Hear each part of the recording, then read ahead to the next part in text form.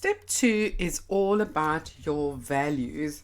Now, values are an interesting one because, we base our happiness, or should I say, our sense of happiness and how we feel about ourselves and the world very much comes down to our values. Now, most of the time, our values are very unconscious because if you think about it, your values come from the way you were raised. Your values are inherited from your parents and from your community. So it's not something that you consciously think about and say, these are the values I have.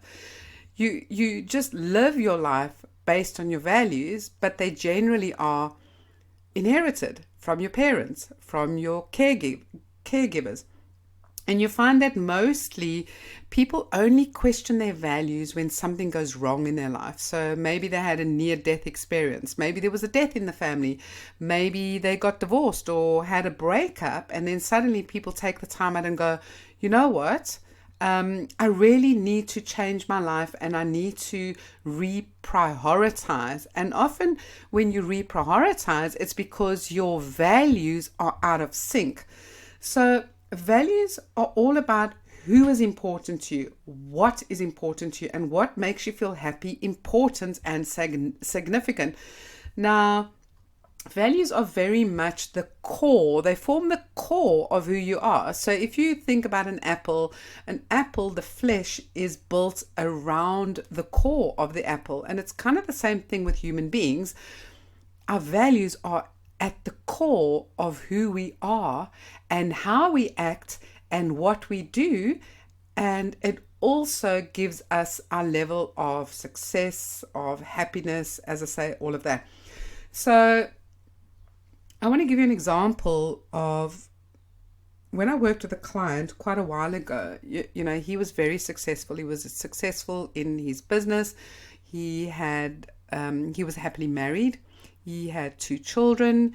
He had a lovely house. He had the cars. He had all the toys, everything that he had set his mind on achieving, all his goals that he had wanted to achieve in his life, he had achieved them. But he was still unhappy.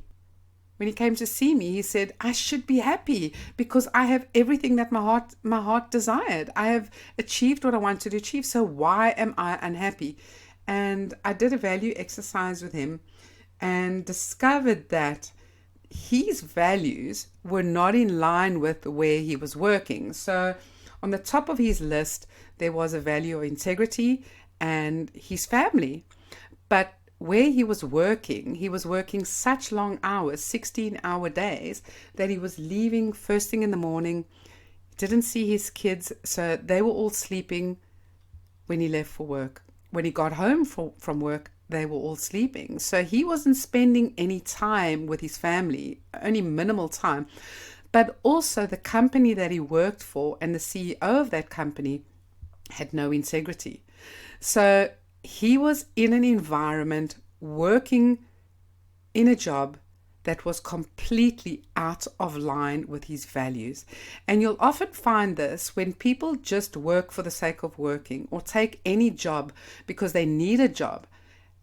And then often they'll find that they're unhappy for that exact reason. So for instance, it's for like somebody that doesn't agree with alcohol or thinks that alcohol is bad for them, but then they end up working in a pub or they end up working in a bottle store, or a vegetarian or a vegan that works in a butcher. So, if everything else in your life is as you wanted it and as you created it, but you find you're still unhappy, it's very important then to start looking at your values. So here's something about values that you might not know. You get to decide. You can change them whenever you want to. And doing this value exercise, I always encourage people to do this on a regular basis, maybe every couple of years, because when you have children, your values change. Your family moves up to the top of the list. Whereas before, when you were single, maybe you didn't have a value of family. But it is important to do this when your life changes, because what often happens is that somebody who's single and they always valued work and they valued money and they valued all sorts of other things, and then suddenly they have a family and they haven't shifted their family into the priority list of their values, you'll often find that you'll have a problem at home, that your partner will be complaining, your kids will be complaining, they won't be happy because they don't see you. So it's very, very important that when things are going wrong in your life or your family, that you take a closer look at your values and you reshuffle them and reprioritize, and do this maybe once or twice a year, because it's just going to help you to feel more fulfilled. It's going to help you to feel happier and more content in your life when you are living in line with your values and not against them. So there is a value exercise for you to do here. So please make sure that you do that exercise before you continue to step 3.